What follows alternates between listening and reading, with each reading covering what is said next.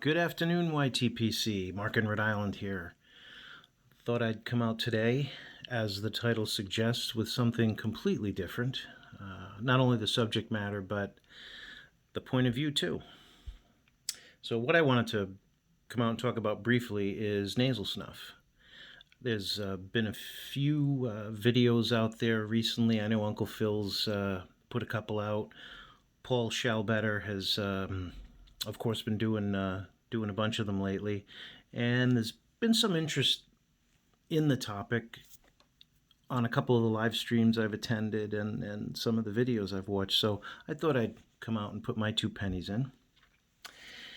So I got started quite a while back, actually, when it was still available here in the U.S. in brick and mortars. And I'll put this one out here for now so you can actually look at something. That's the first one I ever bought. It is from Gwyth. It's apricot, and it was at the time still available in the brick and mortars. I'm going back quite a ways now. Sadly, shortly after I decided to try it was stricken from the market. So at this point, you can get it pretty much over the pond. I'm sure it's available elsewhere, and it may still be available in other parts of the country, but not here in the Northeast. So, like many of you out there, I think a lot of us pipe smokers are interested in history and nostalgia and things of that nature. And I always did find it interesting, the idea of nasal snuff, trying it. And when I finally did, I had some reservations, which I know are also a topic that is out there when it comes to nasal snuff. I was a little bit hesitant about something you put in your nose and that kind of thing, but I did end up trying this. I figured, hey, I've got to try it once, and I did end up enjoying it.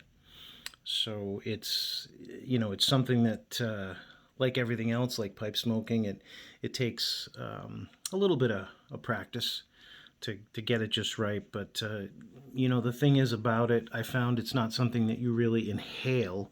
You just kind of put a little pinch there right in the front of your nose.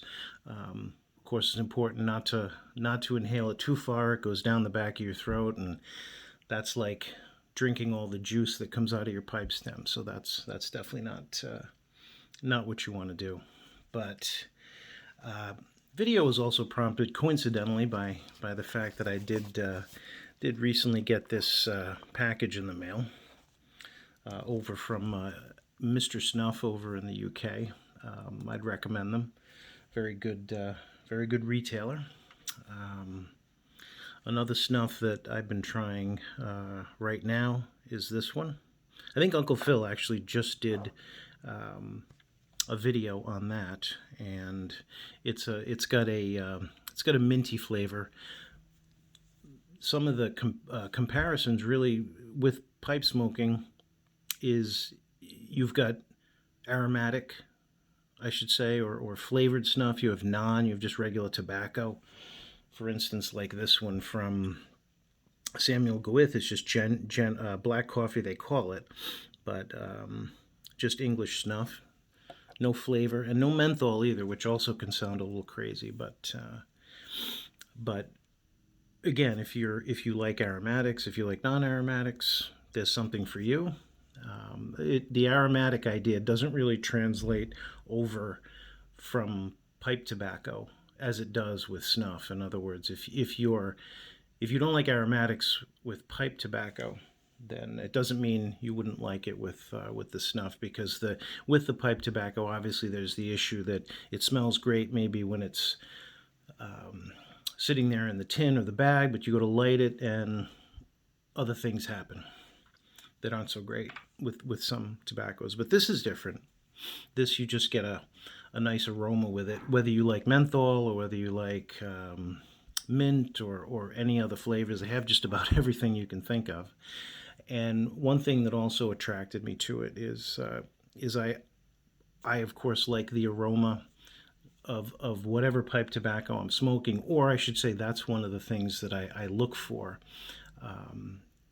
in my enjoyment of pipe tobacco. And even though it's smokeless, you're still getting that tobacco aroma. You're also getting the nicotine as well.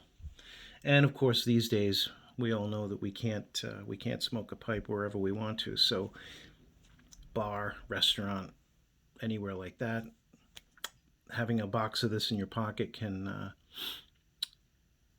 help out. It can be a nice thing. Also, like um, pipe tobaccos, there are also seasonal snuffs. So this one happens to be a Christmas snuff.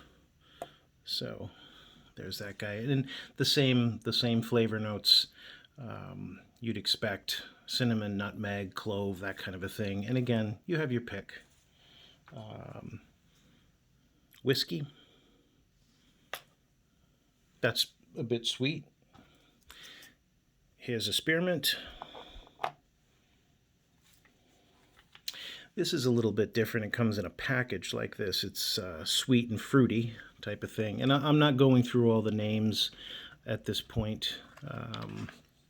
I didn't want to make this a long, drawn-out video or do a box opening at this point. What I thought I'd do is maybe introduce the topic. If anybody has any interest, then I can always go into a little more depth. But again, for me, I had some of the same reservations that other people had or other people have. And I think once you try it, it may be something you don't like. It may be something you like, but give it a try. It's not as bizarre as you might think sometimes initially, because it can appear that way. But well, I want to finish off by giving a shout out to All Briar'd Up. He's a great guy. He's been putting out some amazing videos. He's been reviewing lots of tobaccos. It's really a joy to watch his videos. Just to sit back and have a pipe and a chat. And if you have already seen the Rambling Dilettantes video, then you'll know what I mean. That there's a challenge going on that we can get John All Briar'd up to 400 subs. I think it might be in the next 24 hours or something like that. You'd have to double check, but if he can get up to 400 subs in that time, then we will see a video with John and his wife. So check out the Rambling Dilettante as well. Check out All Briar'd Up.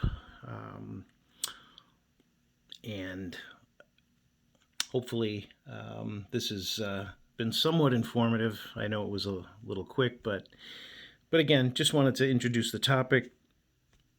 It is enjoyable, at least I find it. I think some other folks out there in the YTPC also find it enjoyable. So if you're so inclined, give it a try. Thanks for watching. Have a good afternoon. Take care. Hope to see you soon.